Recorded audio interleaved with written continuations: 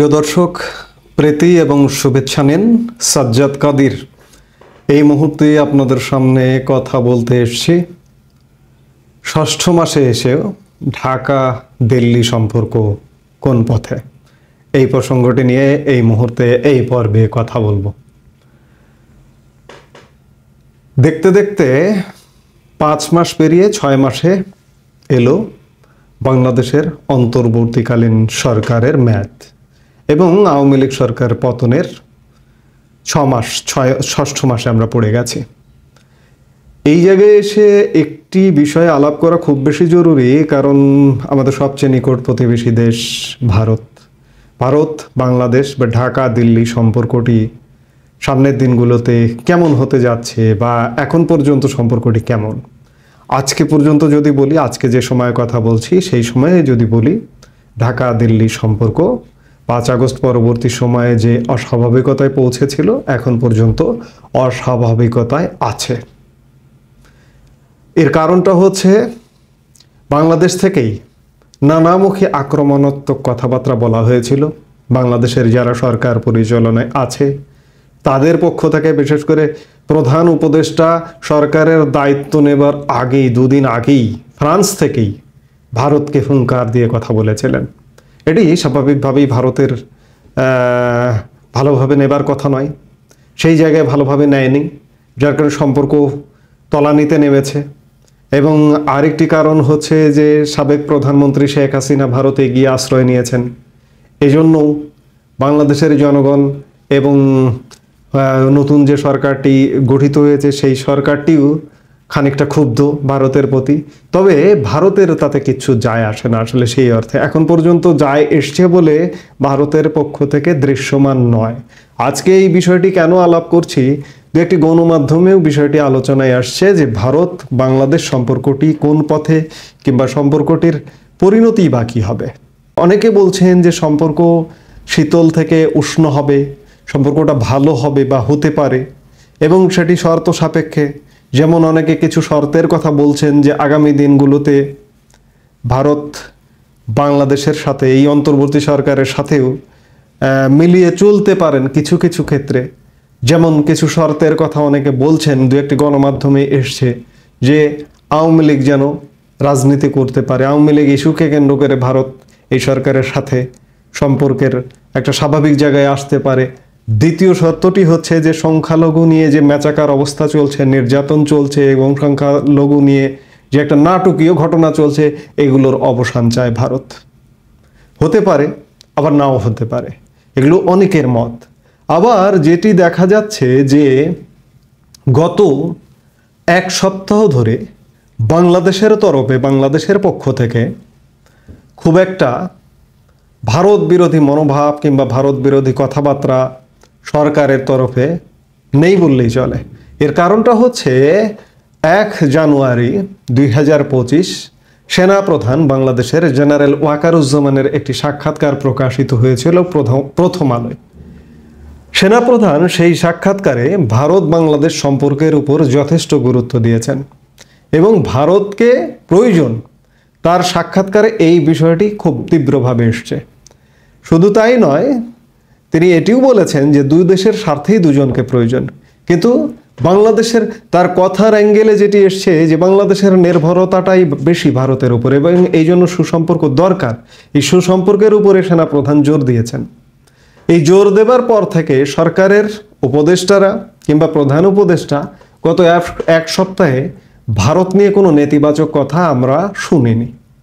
এই মুহূর্তে বাংলাদেশে যে যাই হোক না কেন, প্রধান উপদেষ্টা হোক আর যেই হোক না কেন, সব কিছুর উপরে সেনা প্রধানের মুখ থেকে একটি কথা কিন্তু খুব বেশি গুরুত্বপূর্ণ।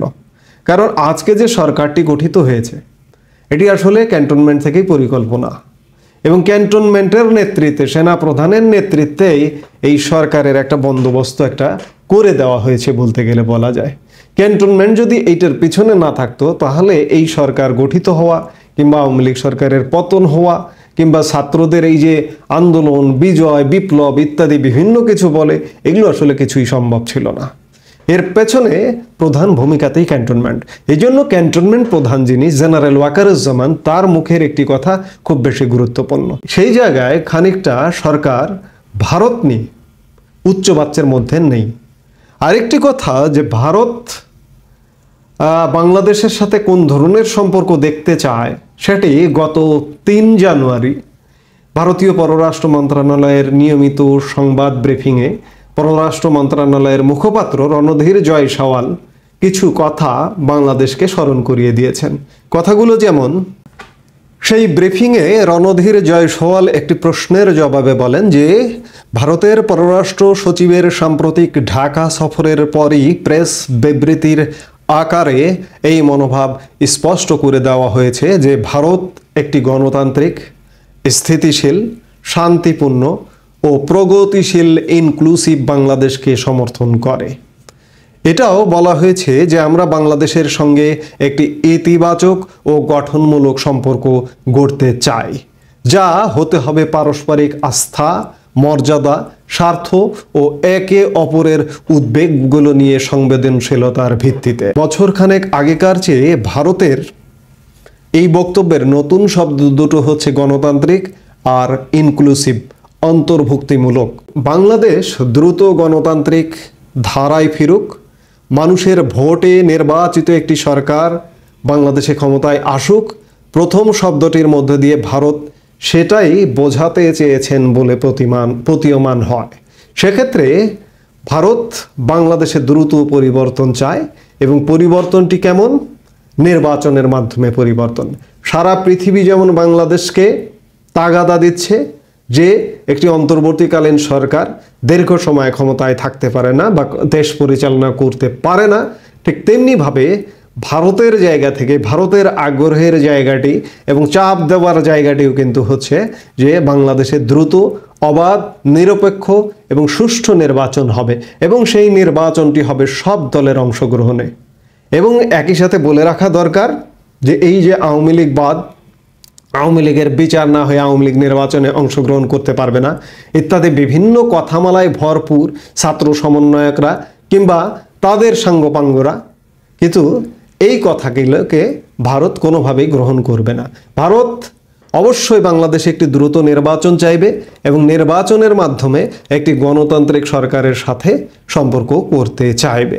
অন্তর্বর্তী সরকারের সাথে কোনো রকমের একটা সম্পর্ক রেখে চলবে এবং ভারত এটিও জোর দেবে যে এই সরকারটি আসলে একটি অবাধ, নিরপেক্ষ, পক্ষপাতহীন একটি নির্বাচন করতে পারবে কিনা, সেই প্রশ্নটিও কিন্তু আছে। আমি গতকালকের বক্তব্যে বলেছি যে আসলে কি ইউনূস সরকার নির্বাচন করতে পারবে? কারণ ইউনূস সরকারকে তো শুরু থেকেই পক্ষপাতমূলক দেখা যাচ্ছে। যেমন বিশেষ করে অন্য পক্ষ নাই বাদ দিলাম, বিএনপিকে মাইনাস করবে বা ইত্যাদি, এগুলো আমি বাদ দিলাম। আওয়ামী লীগ নিয়ে যেন ইউনূস সরকার একটা যুদ্ধ ঘোষণা করেছে। এই যুদ্ধটা কিন্তু ভারত কোনোভাবেই পছন্দ করবে না। কারণ আওয়ামী লীগের নেতাকর্মী, কিছু নেতা, কিছু কর্মী দোষ করতে পারে, দোষ করেছে, দুর্নীতি করেছে, অপরাধ করেছে, অন্যায় করেছে, তাদের বিচার করুন, এই জায়গায় ভারত জোর দিতে পারে। কিন্তু পুরো আওয়ামী লীগকে নিয়ে এইভাবে একটা ম্যাচাকার অবস্থা, প্রধান একটি রাজনৈতিক দল, বেশিরভাগ মানুষের মুখের কথা বলে যে রাজনৈতিক দলটি, সেই দলটিকে বাদ দিয়ে ভারত কোনোভাবেই চাইবে না বাংলাদেশে একটি নির্বাচন হোক। এবং আমি প্রশ্ন যেটি বললাম যে ইউনূস সরকার আসলে নির্বাচন করতে পারবে কিনা, কারণ ইতিমধ্যেই বাংলাদেশের তত্ত্বাবধায়ক সরকার ফিরিয়ে আনার নানা প্রক্রিয়া শুরু হয়ে গেছে। হাইকোর্টের একটি রায় হয়েছে, সামনে 19 জানুয়ারি আপিল বিভাগের একটি রায়ের অপেক্ষা আছে। সেই জায়গা থেকে তত্ত্বাবধায়ক সরকার ফিরে আসছে। তো তখন স্বাভাবিকভাবেই বিশ্ব এবং সেই সঙ্গে ভারত জোর দেবে যে তত্ত্বাবধায়ক সরকারের অধীনে নির্বাচন হোক। যেহেতু এই অন্তর্বর্তীকালীন সরকারটা খানিকটা পক্ষপাত, দুষ্টতা ইতিমধ্যেই প্রকাশ করেছে, দেখিয়েছে, সেই জায়গায় এই সরকারের কাছ থেকে নিরপেক্ষতা আশা করা যায় না। তো এই জায়গাগুলোতে ভারত নিঃসন্দেহে জোর দেবে এবং সেই সাথে ভারত যে এই সরকারের সাথে সম্পর্ক খুব ভালো করবে না, এটিরও কিছু আলামত আছে। তবে ইতিবাচক দিক হচ্ছে যে ব্যবসা বাণিজ্যের ক্ষেত্রে যে ঘাটতিটা দেখা গিয়েছিল, বিশেষ করে জুলাই আগস্ট মাসে কয়েক মাসের মধ্যে ব্যবসা বাণিজ্যটা কিন্তু অনেকটা স্বাভাবিকতার মধ্যে ফিরে আসছে।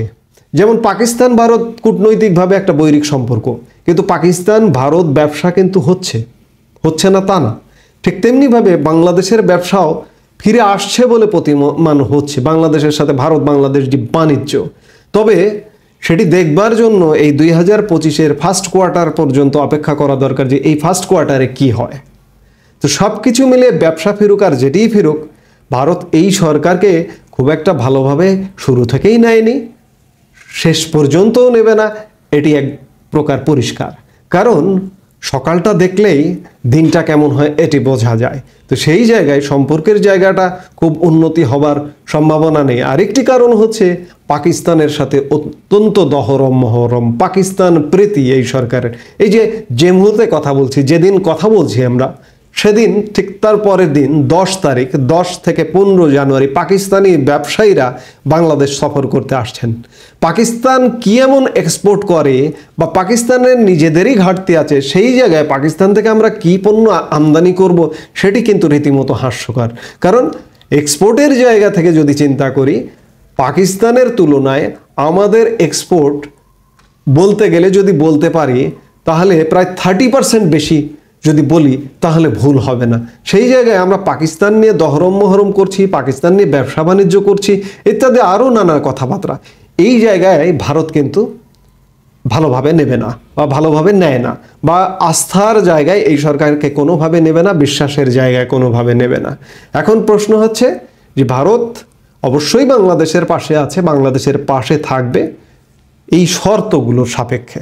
আওয়ামী লীগ স্বাভাবিক নির্বাচন করবে, সংখ্যালঘু নির্যাতন নিয়ে একটি দফা রফা হবে এবং সব দলের অংশগ্রহণে একটি অবাধ এবং সুষ্ঠু নির্বাচন হবে, এবং সেই সাথে যদি একটি তত্ত্বাবধায়ক সরকার গঠিত হয়ে নির্বাচন হয় সেটিও ভারত চাইবে বলে মনে হয়। তো কাজেই ভারত বাংলাদেশ বা ঢাকা দিল্লি সম্পর্কের খুব যে একটা বিরাট উন্নতি হয়ে যাবে সেনাপ্রধান বলার পরে, সেটিও মনে করবার খুব একটা কারণ নেই। এই মুহূর্তে এ পর্যন্তই। সবাই ভালো থাকুন, সুস্থ থাকুন। আমাদের ভিডিওগুলো নিয়মিত পেতে সাবস্ক্রাইব করুন Sajjad Kadir and the legends YouTube channel এবং লাইক, কমেন্ট, শেয়ার করে সাথে থাকুন।